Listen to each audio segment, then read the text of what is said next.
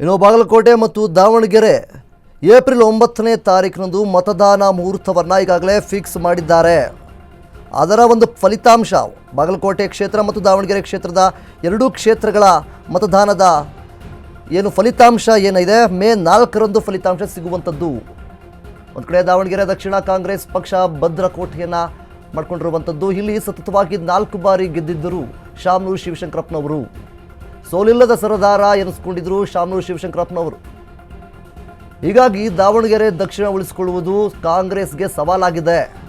ದಾವಣಗೆರೆ ದಕ್ಷಿಣ ಕಾಂಗ್ರೆಸ್ ಅಭ್ಯರ್ಥಿ ಯಾರೆಂಬ ಬಗ್ಗೆ ಚರ್ಚೆ ಈಗ ತೀವ್ರವಾಗ್ತಾ ಇರುವಂಥದ್ದು. ಸಮರ್ಥ ಮಲ್ಲಿಕಾರ್ಜುನ್ ಹೆಸರು ಮುಂಚೂಣಿಯಲ್ಲಿ ಈಗ ಕೇಳಿ ಬರ್ತಾ ಇದೆ. ಎಸ್ ಮಲ್ಲಿಕಾರ್ಜುನ್ ಸಹೋದರ ಗಣೇಶ್ ಹೆಸರು ಮುಂಚೂಣಿಯಲ್ಲಿ ಕೂಡ ಕೇಳಿ ಬರ್ತಾ ಇದೆ. ಆದರೆ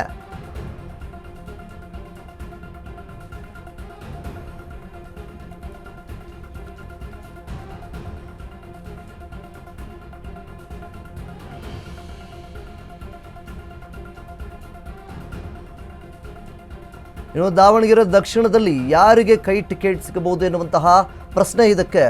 ಅಬ್ದುಲ್ ಜವಾಬ್ದಾರ್ ಮುಸ್ಲಿಂ ಮುಖಂಡ ಇವರಿಗೂ ಕೂಡ ಸಿಗಬಹುದು. ಸಾದಿಕ್ ಪೈಲ್ವಾನ್ ಮುಸ್ಲಿಂ ಮುಖಂಡರು. ಇನ್ನು ಏನು ಸಮರ್ಥ ಎಸ್ ಮಲ್ಲಿಕಾರ್ಜುನ್ ಪುತ್ರ ಇದು ಕೂಡ ಇಲ್ಲಿ ಕೇಳಿಬರ್ತಾ ಇರುವಂಥದ್ದು.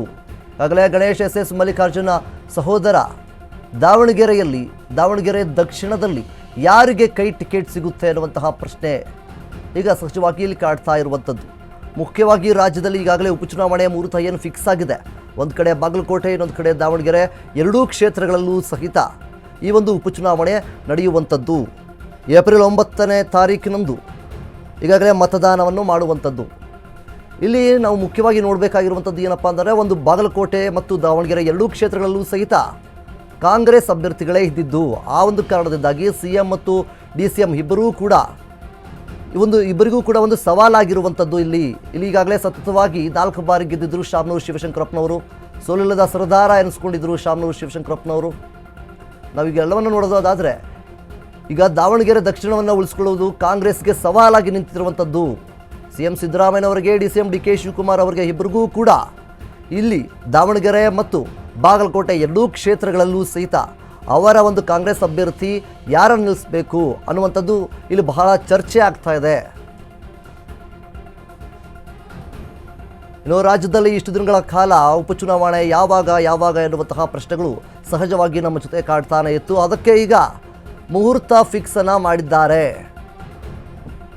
ಏಪ್ರಿಲ್ 9ಕ್ಕೆ ಬಾಗಲಕೋಟೆ ಮತ್ತು ದಾವಣಗೆರೆಯ ಬೈ ಎಲೆಕ್ಷನ್ ಮತದಾನ ಅವತ್ತಿರುವಂಥದ್ದು. ಬಾಗಲಕೋಟೆ ಮತ್ತು ದಾವಣಗೆರೆಯ ಒಂದು ಮತದಾನದ ನಂತರ ಫಲಿತಾಂಶ ಮೇ 4ರಂದು ನಿಗದಿಯಾಗಿದೆ.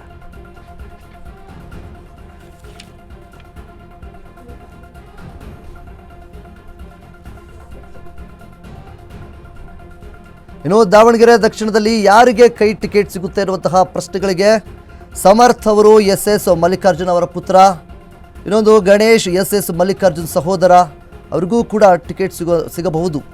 ಸೈಯದ್ ಸೈಫುಲ್ಲಾ ಮುಸ್ಲಿಂ ಮುಖಂಡರು ಇವರು, ಅಬ್ದುಲ್ ಜಬ್ಬಾರ್ ಮುಸ್ಲಿಂ ಮುಖಂಡರು, ಸಾದಿಕ್